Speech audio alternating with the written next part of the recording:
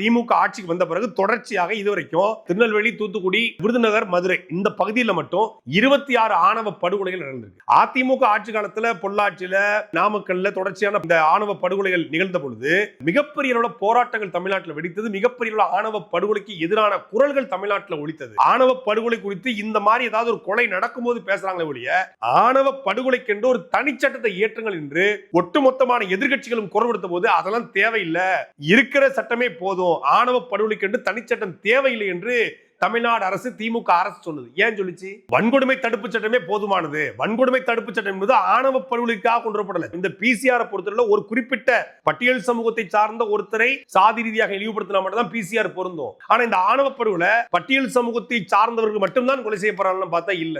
இடைநிலை சமூகங்கள்ல இவங்க உயர் சாதி என்று சொல்லக்கூடிய ஓபிசில, எம்பிசில, பிசில ஒரு பிசி இன்னொரு பிசியை வெட்டி கொண்டிருக்காரு. ஒரு எம்பிசி ஒரு எம்பிசி வெட்டி கொண்டிருக்காரு. அந்த ஏற்றத்தாழ்வுகளை கலருக்கு ஆணவ படுகொலை சட்டம் இருக்காருன்னா இல்ல. வன்கொடுமை சட்டம் அங்க பாயமானா பாயாது. வெறும் கொலை வழக்கா மட்டும் தான் பாயும். குறைந்தபட்சம் எப்படி ஒரு பெண் குழந்தைகளை வன்கொடுமை செய்தால் போக்சோ இருக்கோ, பெண்களுக்கு என்று விமன் ஹராஸ்மெண்ட் ஆக்ட் இருக்கோ, அதே போல இந்த ஆணவ படுகொலைக்கு தனி சட்டம் ஏன் இயற்றப்படல?